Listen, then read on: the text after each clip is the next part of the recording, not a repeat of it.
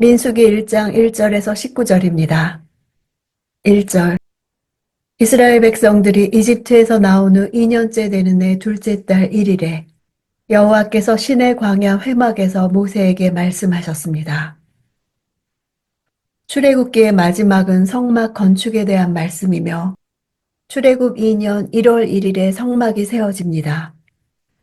이후 레위기의 말씀에서 시간의 흐름이 정지된 것과 같은 상황 속에서 이제 민수기에 이르러 다시 시간이 흐름을 보게 됩니다. 2년 2월 1일은 성막이 세워진 지 꼭 한 달이 지난 시기입니다. 이날은 출애굽한 지 꼭 1년 15일이 지난 날이었고 시내산에 도착한 지 10개월 15일이 지난 날이었습니다. 2절. 이스라엘 온 회중의 수를 그 가문과 가족에 따라 각 남자의 머릿수대로 그 명수를 세어라. 인구조사는 이제 시내산을 떠나 약속의 땅 가나안을 향한 여정을 시작하기 위한 준비 작업입니다. 2월 1일 인구조사 명령이 내려진 뒤 2월 20일 시내산 출발까지는 20일의 기간입니다.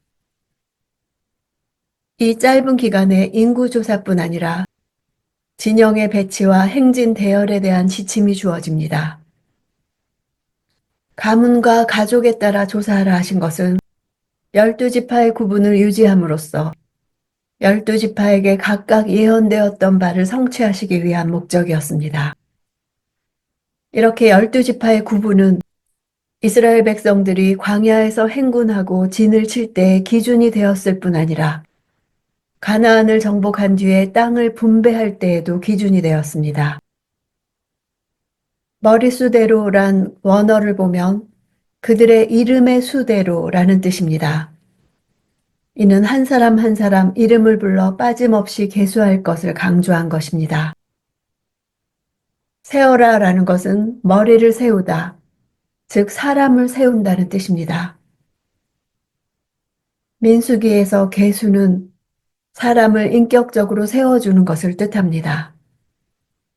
하나님은 사람을 세우기 원하십니다. 광야에 나가기 전 준비는 먼저 사람을 세우는 것입니다. 3절. 너와 아론은 전쟁에 나갈 수 있는 이스라엘의 20세 이상 모든 남자들의 수를 부대별로 세어라. 전쟁에 나갈 수 있는 남자들을 계수하게 하신 이유는 전쟁할 수 있는 군대를 이루기 위해서입니다.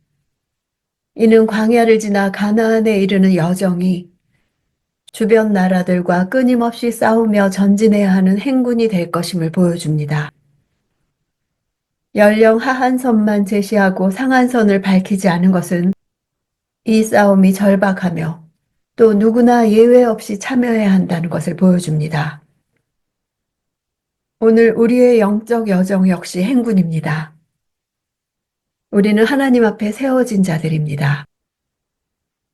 영적인 군사로 부름받은 것이 우리의 정체성입니다. 4절. 그리고 각 지파에서 각 가문별로 지도자가 한 사람씩 나오게 해 너희와 함께 일하게 하여라.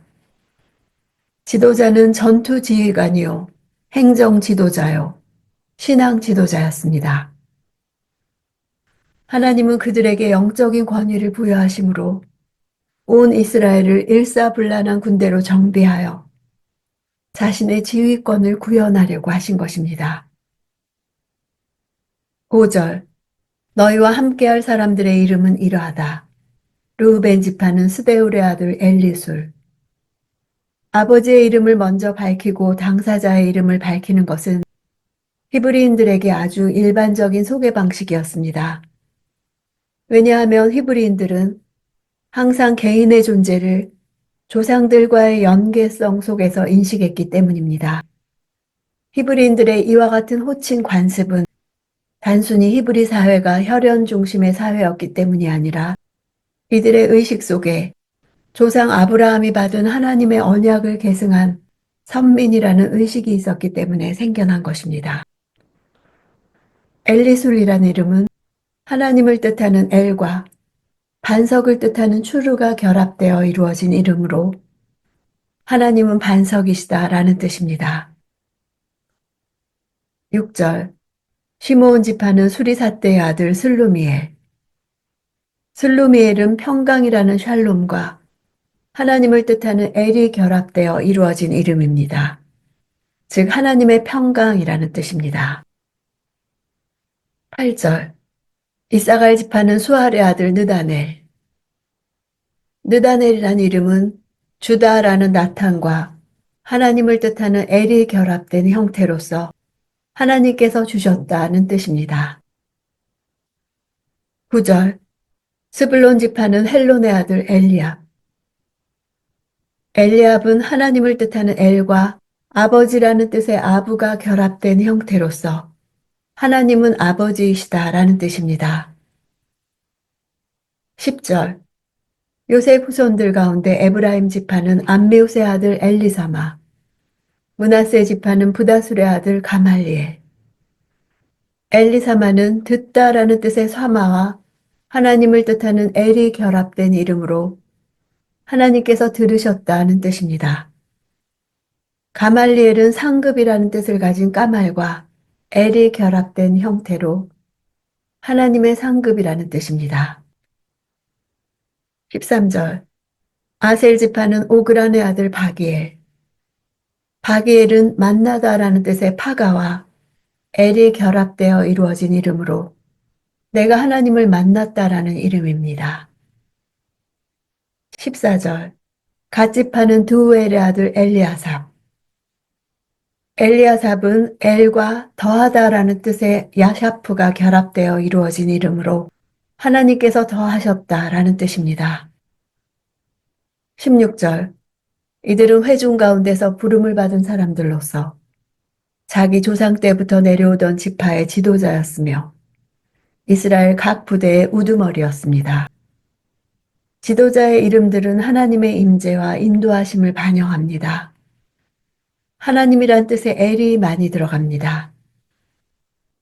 광야를 갈 때 준비해야 하는 첫 번째는 하나님의 임재하심과 인도하심을 받는 지도자들입니다. 하나님이 주도하신 이 인구조사에는 하나님이 원하시는 목적과 목표가 있었습니다.